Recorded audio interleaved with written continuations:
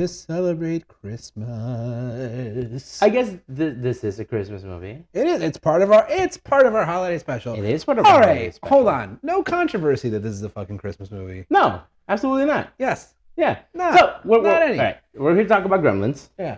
We're talking about Gremlins. We got new-ish microphones. We're trying it out. Yeah.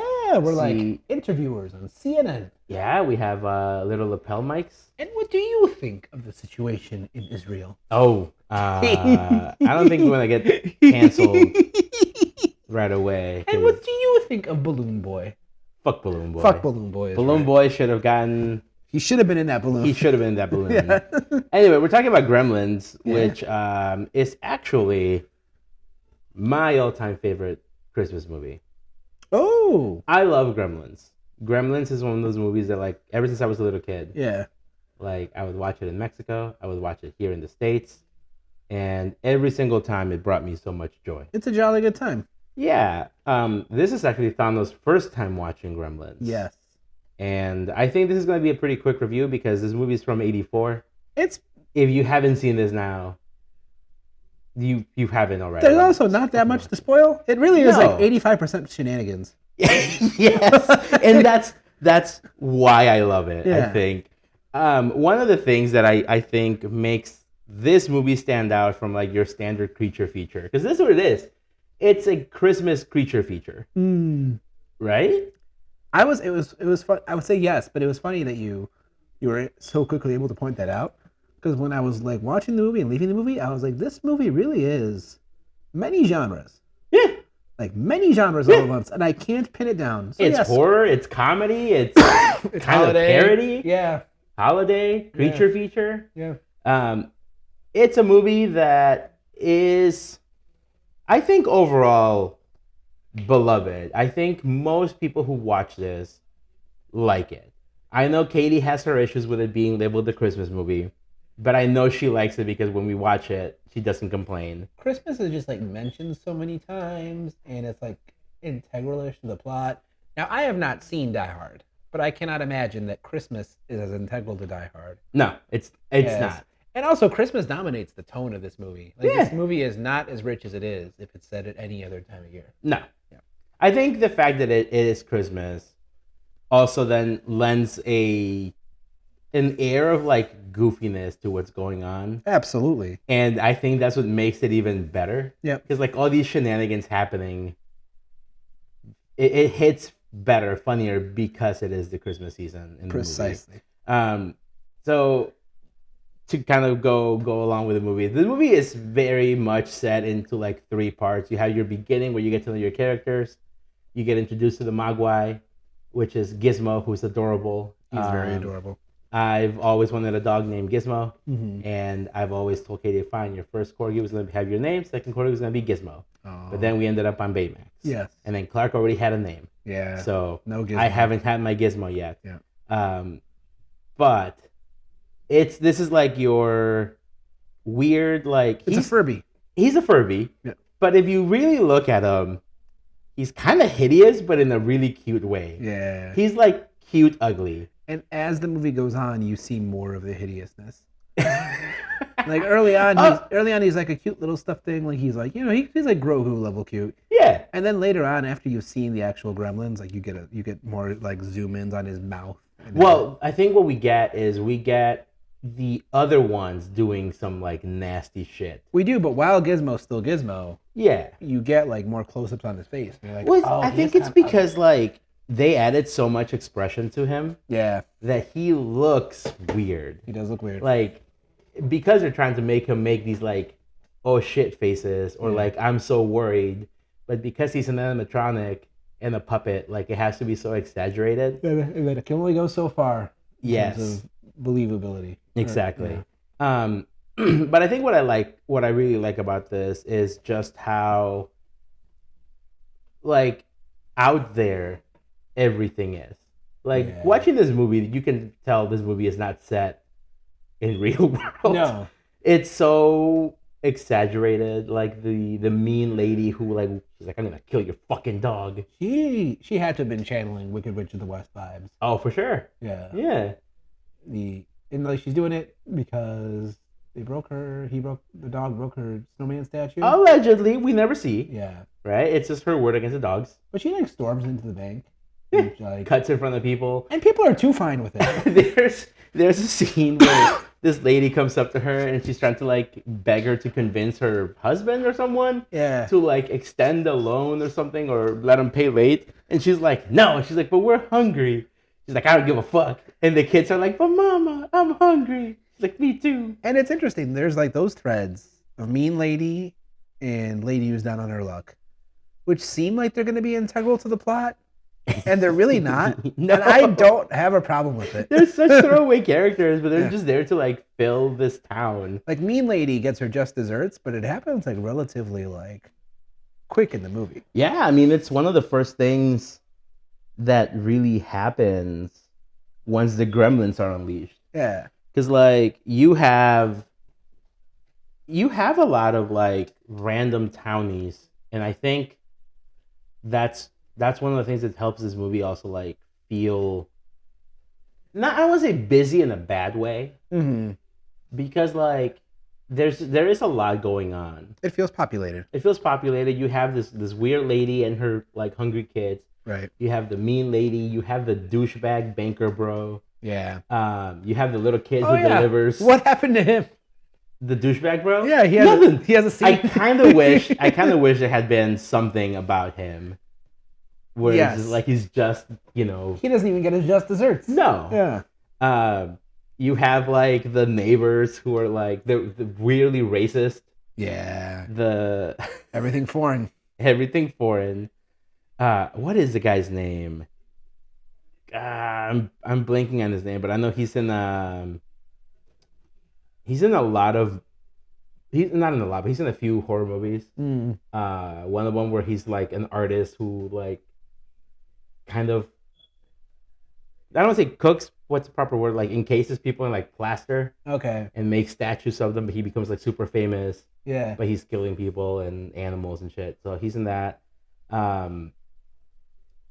And he's just like, yeah, like America, fuck yeah, fuck everything foreign. Yeah. Very 2023-ish. Well, he's the guy who gives us the term gremlins.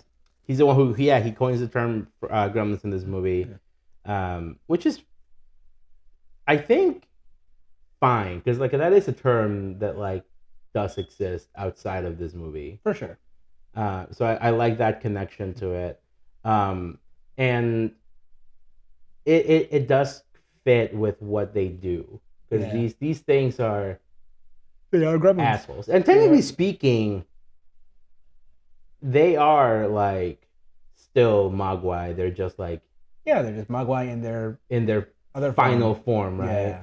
Their peak evolution, which is kind of funny because like you haven't seen the second movie, which I'm kind of glad we are not doing a double feature, because the second movie is absolutely unhinged Okay. to a weird degree. I love it In terms of lore, or just in terms of like in what's... terms of like what happens in it. Yeah. Like it's a movie that it's very good. Don't get me wrong, I like it a lot. Hold on, I gotta adjust my microphone a bit. But I also feel like it's almost too crazy. Like if you're not bought into it, you're gonna kind of come out and be like, what the hell did I watch? Is this awful or is this great? Well, that's the thing, because like I said, this movie is really just 85% watching shenanigans ensue. And they will shoot a motherfucker. Yeah. That's the funniest thing about the Gremlins though, because like they're just pure chaos. Like they just want yum yum Yep. and glub glub, Yep. and that's all they want. And everything in between is just like question marks. And they will fuck you up for it. They will. Yeah. But they're also like doing it while they're having fun, Right. which I think is what, like I said, like this is a creature feature, but I think the reason why this stands out to me is because the creatures have a personality. They do. Like you can be like, do you remember the flashing gremlin? Do you remember poker gremlin? Do you remember like Stripe? Yeah. And you could go, yeah, I remember that. Yeah. But like if you're watching like I don't know, name a fucking Piranhas, piranhas. which I've never seen. I think at best it can be like, do you remember piranha that ate boob? Was there a piranha that ate boobs? I'm pretty sure there's a piranha that ate boob. Excellent. What a film. So like, I think it's that adds to like the lovable like factor of this movie. I said as we were leaving the theater, I was like, this is probably the closest you can get in a film where they're technically not animals, but like they're still just fucking depicting animal cruelty. Kinda, yeah. And like you're fine with it. Like it's if this movie, back to like the Mean Lady, if this movie was made today, you'd have the Gremlins as the monster, but then the Mean Lady would have like an arc, and you'd be like, the people in power were the monster all along, right? Probably. But in this, it's like, fuck those people, but fuck these Gremlins, and we gotta blow them up. Yeah. And that's what we do. That's what we do. And God bless it. And there's so many things in this movie that like one of my favorite things that my 5th grade partner gave me last year for Christmas, she gave me a Gremlins ornament. Aw, And it's the caroling gremlin. nice. And every time I see it, I'm just like thinking of the Gremlins caroling. Yeah. Because there's these things that just like stick for me in like my mental zeitgeist. And just seeing them like just tear everything up. So you have them driving the bulldozer. Right. You have them fucking up the lady's wheel. Her wheel, What's the that thing called? stairs thingy, Yeah, yeah. like the stair climber. Right. And just shooting her out the window. Yeah. Great. Killing a Santa. And it's kind of cool how like proficient they are, like all the technology around them. They're just driving bulldozers. Yeah. Like some of them are manning the pedals, some of them are like steering. Like they know what a movie is. Like Yeah. they know what candy reads. Like they were ready for that. This was their moment. They were ready for it. And I think it's kind of, it's also nice that we get such a large amount of time with Gizmo before we get to Gremlins, because we see that like he is smart. Like Gizmo knows things. Like he will say bright light. He knows bright light's bad. He knows water is bad. Like he'll stay away. So like they're not dumb. No. So like they come out from Gizmo after he gets wet. They like pop like little popcorns, right? And they have intelligence. It's just the problem is it's purely for chaos. But even then, like Gizmo, they don't like they pop out of Gizmo, but they are distinct from Gizmo. Yes. Yeah. Gizmo is, and I wonder if going forward, they do say there's supposed to be a 3rd movie coming out. Oh wow. There is a show in the works on HBO, no, on Max, the Warner Brothers company thing, where it's like, I think it's called Gremlins Gift of the Mogwai. Oh, interesting. And that's animated, and it's supposed to be like, I'm not sure if it's like anthology necessarily, but like there is supposed to be a 3rd Gremlins movie. So I wonder if they will explore the possibility of more good Mogwai or anything like that. Does 2 get into that at all? 2, like I said, gets super weird and like meta. Yeah. There's a point where like, so there's the movie's playing, and then the movie like cuts. It looks like the film rips. Yeah. And you see the silhouettes of Gremlins like fucking with the movie you're watching. Oh, interesting. And then it's like it follows a guy going into the theater. He's like, Mr. Hulk Hogan, could you like tell the Gremlins to put the movie back on? And Hulk's like, you fucking Gremlins, you better put the movie back on. I'm gonna go there, I'm gonna whoop your ass. And then the movie continues because the Gremlins go, oh shit, and they put the movie back on. So it gets weird. Gotta respect the whole It gets into like animal testing on the Gremlins. That's how Billy finds Gizmo again. Gotcha. Because like the whole neighborhood in Chinatown gets gentrified. Wow. And the old man dies, the grandpa. Very sad. Who's, by the way, his name is only Grandpa, and the boy is Little Chinese Boy.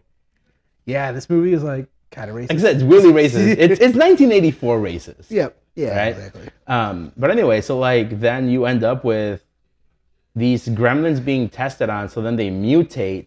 Some of them turn into like spider gremlins. Oh, interesting. There's one that turns into a girl gremlin with like big boobs and falls in love with like the villain, quote unquote, of the movie. Oh, very interesting. You have like a super smart gremlin who like has interviews about like what is chaos and the nature of gremlins, and then he shoots he shoots one of them. Is it directed by the same guy? Yeah, I would love to see this movie. it's Actually. all right. If you want to watch it, we'll watch it at some We point. should do it for next year's Christmas. I think that would be. That sounds fun. Yes. This movie feels extremely restrained Compared to the second one. Yeah. The second one is just like they said, we'll see what happens. Yeah. It almost feels like Looney Tunes. Yeah. If this movie feels like Looney Tunes, Tunes, yeah. Think of the movie like Looney Tunes, but like on crack. Gotcha. So which this movie already is kind of Looney Tunes on crack. So one of the things that I do like about this as well is just how good the Gremlins look. Yeah. Like they're puppets. Some of them are like animatronic. The faces they make are very distinct, fucking gross looking. Yeah. They are hideous looking things. They're very ugly. Their eggs are ugly, or their pupil. Yeah. Their pupil are ugly. So one of the questions that I do post on this is, so this movie, not a question, but like a statement, right? Mm-hmm. So this movie, along with one of the Indiana Jones, the third one, that came out around the same time, I think. They were like the movies that ushered the PG-13 rating. Because before it was just R or PG. PG. Yeah. And I mean, that's also how you get. There was a big range in PG. I mean, that's how you got Airplane. I found that out the hard way. Right, you said you showed us a movie, right? I was showing All the President's Men in my journalism class at school, and I didn't screen it beforehand. And they used the word rat fucker a lot in that movie. And at least you had high schoolers. I had high schoolers, but I'm glad I was brought in for 5 more years at that place. It's like, holy shit, that could have gone. That could have gone wrong. That could have gone very wrong. Thank you, kids, for not being narcs. The kids were like, yeah, much appreciated. No, not even that. They were just like kind of looking at me, and I'm like, you're like, And that's the thing. So like Airplane, the movie Airplane has like a lot of like really, really weird like racial humor. Yeah. And then it also has a scene where like they're panicking and a naked woman is clearly on screen for multiple seconds. Yes. I remember watching the movie for the first time with Kate because I'd never seen. I saw Airplane recently-ish, within the past 2 or 3 years. So like the weird thing about that for me was I'd seen that movie in Mexico on TV. So I only ever watched like an edited version. Yeah. Right. So when I watched that movie for the first time when I was in high school with Katie in English, off of a DVD or whatever it was. Yeah. They're just tits, and I'm like, wait, what is this movie rated? Excuse me? It kind of blew my mind. Yeah. So this movie was one of the ones that like created this is PG-13. This is a PG-13. This is absolutely PG-13. It's definitely not R because all the violence, all the graphic violence, it's cartoonish and it's towards the creatures, which is, usually okay for like. Yeah. The censors. But there's smoking, there's flashing, there's a lot. Man. My favorite scene of this in the Gremlins of all the movie is the scene where, besides the caroling thing, obviously, is where they're at the bar where Phoebe Cates works. What a terrifying, chaotic place. And it is just pure chaos. Like there's shit everywhere. The Gremlins are smoking and drinking. And I find it gambling. Hilarious. I find it so hilarious that she's still like I get that she is held hostage, but just the situation, the fact that like she's still serving they're them. Making her serve her, and it's like these things just materialized yesterday, and like can you imagine like what being fucking held hostage, serving a bar to like fantasy creatures, these fucking things. Absolutely wild. Yeah, I love it. Absolutely wild. But there's so many little things in this scene that like when you piece it all together is just nonsense. Like you have the one that's dancing and then starts break dancing wearing like gym outfit, like a pink leotard. Yeah. You have the one that flashes Phoebe Cates You have Stripe gambling with all his friends. One of them starts cheating, and so Stripe fucking shoots him with a gun. Yeah. And then you have the one that's like being super serious and brooding in the corner. He's like, Yeah. rah, rah, rah, rah, rah. His voice is deep. Yeah. Because all the gremlins are notoriously like super high pitched. Right. Like they sound like hyenas. But his is different. But he's like, rah, rah, rah, rah. And then you have the little one goes, wee, wee, wee, with the sock puppet. And he just bonks him on the head. Fucking, I love that scene. I could watch that on repeat. Yeah. But then we do have our heroes who like have to overcome this Well, they could multiply this again. shenanigans because they're multiplying because that's what happened, right? It's a great way to establish the stakes because they take out all the gremlins but one in one fell swoop with the theater, with right? the Yeah, theater. their big plan is they're hiding in the department store, and this is where Phoebe Cates tells the story about why she doesn't like Christmas. Yeah. And it's because her dad went down the chimney, Right. broke his neck, and died. Which the movie kind of just plays off seriously. I'm like, this is Insane. absolutely hilarious. And you're not the only one. This is unanimously like a talking point where people who like this movie are like, this is fucking insane. Which, by the way, if a girl told you that, you're trying to get with this girl. If you told me that's how her dad died, I'm sorry, I'm breaking up. Oh, are you? That's too much baggage. But it's Phoebe Cates. Too much baggage for me. But it's Phoebe Cates. I don't. Have you not seen her boobs in Fast Time at Richmond Heights? I have not. Oh, well, that's a problem. We But live in the age of pornography, Javi. I've seen a lot of boobs. I've seen a lot of. There's another pair. all right, so then their plan is we have all these gremlins watching a movie again, just somehow knowing how projection works. Fantastic. No notes. Yeah. And they're watching Snow White. Yeah. And they're singing. Which cross Warner Brothers and Disney across. Yeah. This is a movie of its time. Yes. Like this just does not happen. That would be Looney Tunes today. Yeah. You're watching something within the family of WB. Yeah. Yeah. Well, I mean that's how like in the new Space Jam movie. Yeah. Like they shoehorn like Harry Potter. They Well, that's all. shoehorn, That like, movie's all this IP. shit. It's I just- couldn't make it through that movie. It was a task. Yeah. I think Roger Rabbit was the last time You saw. you saw a movie where like everything was just so mishmash because like you have like Hanna-Barbera, you have Warner Brothers things, you have Disney things. And that was the intention of that movie. Yes. Where like but like I just feel like that just would not happen today.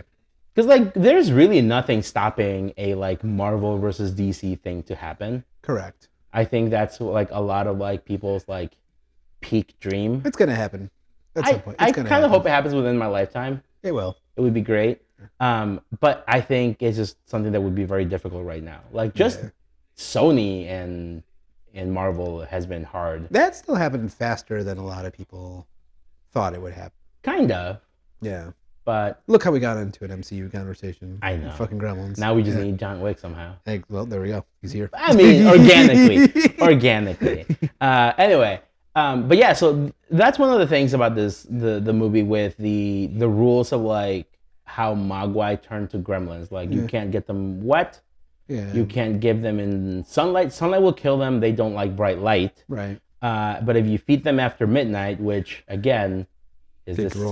Central Standard Time, Pacific Standard Time? Is it local time? It's local time. It's local time. Sure. It's local time. Because it's midnight. But here's the question. How did the gremlins know? What constitutes after midnight? Yeah, Technically 8 a.m. I would say 8 a.m. is after midnight. I mean, technically everything. Everything in the day is after midnight. Yeah. So there's a cutoff, right? Yeah. There's got to be a cutoff. But like, what constitutes as wet? Because like they're hopping around snow, they are. I was wondering that and too. I'm like, that's not triggering it. So like, does it have to be like certain temperature water? Right. Because like the first time we see them multiply is just like water from like a cup. Yes. Then the big one that we see The is swimming pool. yeah, he jumps into the YMCA And, pool. and it gurgles so evilly. That's a cool scene. It is a very I cool always scene. thought that scene very creepy from like if you're a kid watching that. Yeah, that is creepy. At that scene, I think that's where I knew they're like, these things were pure evil. And they got to go. Like That scene? I mean, I knew they were trouble. Don't get me wrong. You knew they were trouble when they walked in. Once I saw that Shakespearean gurgle and I was ready for some double toil and trouble, I was like, these things are irredeemable. They must all be exterminated. Yeah. Out they go. And that's the thing about these things. Once they multiply, like just a few drops of, from like the splash of water, you get 5. Yeah. So like all of these things coming out from one pool. That's what I was gonna say. So when we were coming back to the point about the theater and the fire, like they're all gone in one fell swoop. But what this movie does well with the stakes is like they could very easily all come back. And Billy does say that. He's like, we need to make sure he does not get wet or we are back to square one. Yep. I'm pretty sure like that's like almost quote unquote what he says. Yeah. And I mean that's the danger. Like they're destructive. They are weirdly clever. Yeah. But they're also relatively squishy. Yeah. Like Mom killed 4 of them fairly easily. Yeah. 3. Yeah. Right? She stabbed the shit out of one, she blended the other one, and microwaved the third. Those were great feats by Mom. Yeah? Yeah. Yeah, good for her. Billy kills the 4th one with Chekhov's sword. Right. And then you're just got Stripe left. And just from one, you get thousands. An infestation. An infestation. And so then they burn them all in the thing. And I think having them go against everybody, all of the Gremlins, I think it's cool and all. But I do like the more personal tone of it's just Billy. I keep on wanting to call her Phoebe Cates, but I know that's not. Is it Katie? Let's see. Yeah, Kate. Yeah. Having Kate and Gizmo like face their final boss, which is Stripe.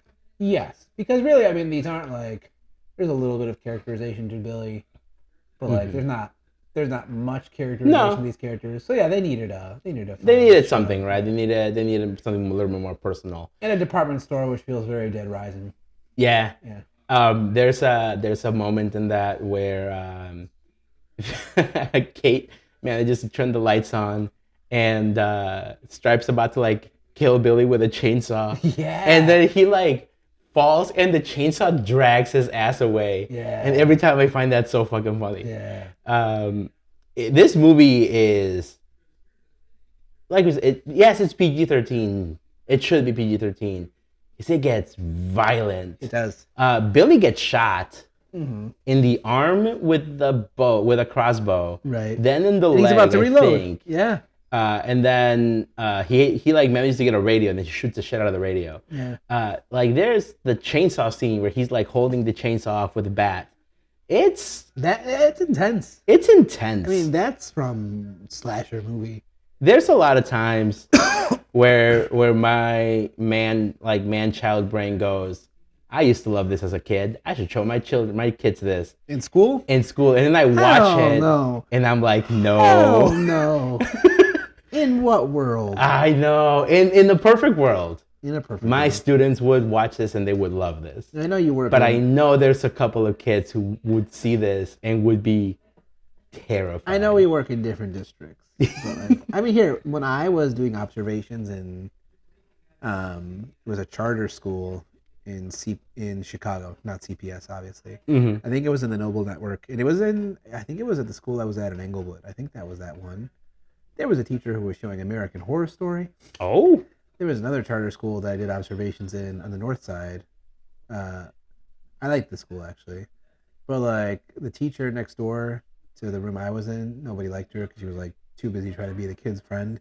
She was fucking playing Afro Man. Oh, like, no. Yeah. That's fucked. So those exist, but, like, in what world? That's too much. Would like I said, like, when I think about Gremlins, I always think of it as, like, a light-hearted Christmas romp, which it kind of is to a certain extent. It is. But when you watch it and like you kind of step back, you go, "Holy shit, this movie!" It's Aurora lighthearted.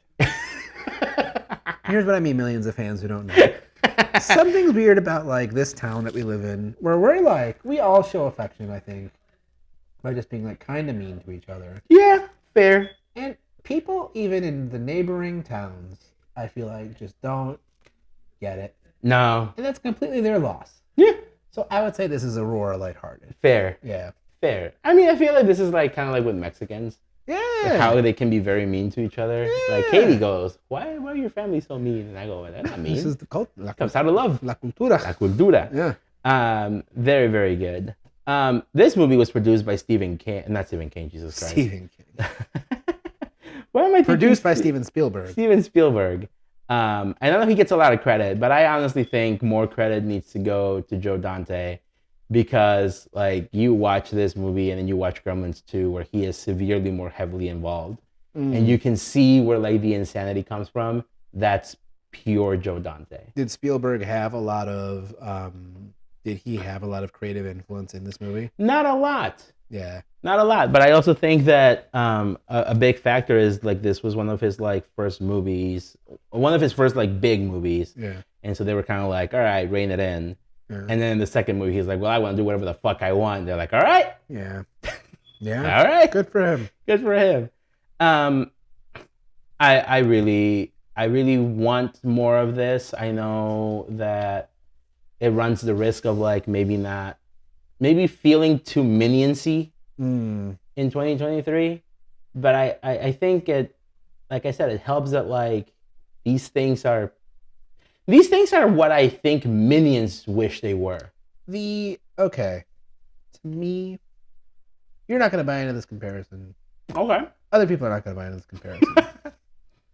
To me, Minions to Gremlins, and it's not a perfect comparison, is Taylor Swift to Olivia Rodrigo. And here's what I mean. I can buy into Olivia Rodrigo more. So Gremlins is Olivia Rodrigo. Because Okay. you got that extra edge. Yeah. That's fun. I get it. Yes. It's kind of a comparison of like Taylor Swift would be considered like the safe choice, Right. versus Olivia Rodrigo is more like the edgy choice. Yeah. Vanilla ice cream versus, chocolate raspberry. Hell yeah. Hell yeah. I like that comparison quite a lot, actually. Yeah. Give yourself more credit than that. Oh, thank you. I really do like that comparison. Thank you. Yeah, because I think that's what the problem is with a lot of movies where they go like you have like a big CGI army. Right. Well, yeah, because like these things are just like nothing. Yeah. In this movie, like these things are they have a personality, like whether you want to invest so much into it or not. And this movie is not afraid to just linger on the personality. And that's why I think it works. I know you were saying like you feel like it did meander a bit, and I can see that. But I'm not saying that's a problem. Exactly. I think its movie's very unique in this way, and we're not. I mean, and we shouldn't really get a lot of like these movies should be kind of rare-ish, right? Because that's what helps them stand out. Mm-hmm. But like for a movie that really doesn't have much of a plot and is mostly just like trouble, I think it punches well above its belt. Yeah. I'm glad we were. Yeah. And this is a big occasion. This was the first time I got to see this movie in a theater. Oh, good for you. I'd never seen this movie in a theater. I mean, this movie came out in 1984. You know what's funny? We saw it in a theater, and it's movies about trouble, and we saw a lot of trouble this weekend. Yeah. Yeah. Twice in the theater. Twice in the theater. Different theaters. Different theaters. Many miles away. Many miles away. But trouble nonetheless. And again, I will reiterate, not in Aurora. Not in Aurora. Not at Tinseltown, which for our millions of listeners is an underrated quote unquote place. The ghetto theater. Because someone got stabbed in the building next door. That's what happened. And that was in the 90s. Really? That was before my time here. Maybe it was in the 2000s. But like it was a long ass time ago. People need to get over it. Yeah, people do need to get over it. Yeah. More love to Tinseltown and A-Town. Exactly. All right, everybody. Thank you so much for listening. We will be back very shortly. We will be back very shortly with a movie that did not punch above its weight class. With a man who some would argue is like a gremlin. Yeah. Because, goddamn. Yeah. We're going to talk about Napoleon. But anyway, thank you all for listening. Please remember to share. Wait, we need our holiday question. Oh, yes. Holiday movie. Which I did not plan, but I will ask right now. Oh? What is your memory of like your most troubled Christmas? Most troubled? There was trouble afoot in Christmas. It could be innocent trouble. It could be serious trouble. Oh. But there was trouble afoot. This is a good idea why we need to plan these things ahead, because I got to think, and I can't. I can do mine. Do yours. Do Yeah, yours. What I think. mine's kind of a bit of a downer. Oh. My grandmother went into the hospital with congestive heart failure, Oh, jeez. and it was in this room. She was right there, Oh. where I'm pointing. Tom was pointing to a room like And, 20 feet away. Yeah, and people were eating dinner upstairs, and we Oh. had to make them all go home because she had to go to the emergency room Like on Christmas Eve? Christmas Day. Oh, shit. And All right, ready? Fuck off. We gotta take grandma to the hospital. that's basically what it was. And it was kind of Oh. awkward, and people are like lingering, like, should we do anything? I'm like, nah, bitch, get the fuck out. And then, so we took her to the hospital, and they found out that one of her arteries was hanging by a thread. And they're like, she'll be Jesus. dead in 6 months. Oh. And she was dead in 6 years. It's always amazing when you hear Trouble. trouble. Trouble. Yeah. You don't have to come up with one, because I put that on the spot, but that was You my story. did. I Yeah. mean, Trouble. I don't know when to say it's trouble. I just think it's like the saddest Christmas we had was like when we first moved to the States and like we didn't really know anyone. Yeah. We just had like a little like You were the trouble coming into this country legally with your tamales. legally. Yeah, we just kind of stayed in our basement of the house that we were like in the duplex type of Yeah. thing, and it was just like listening to the Santa radar. Yeah. Yeah, Pretty such a downer. Santa radar is pretty fucking lame. I can't think of anything where like I'm like we had trouble. Nothing certainly Yeah. as exciting as Grandma almost almost not dying Yeah. on a party. Grandma got run over by a heart valve. Jesus. Yep. Well, now we can give our call to action here. Yes. All right. Thank you all for listening so much. We will be back with a review of Napoleon. Please Yeah. remember to share and review. Love. Yeah. We still have our 5-star review on Spotify. Keep it up. Keep it up, everybody. Thank you all so much for listening. This has been a blast. I'm glad we got to talk about Gremlins, my all-time favorite Christmas movie. All right, It's right up there everybody. with 8 Crazy Nights. No! He has been Javier. No, he has been Thano. Bye. Bye, everybody.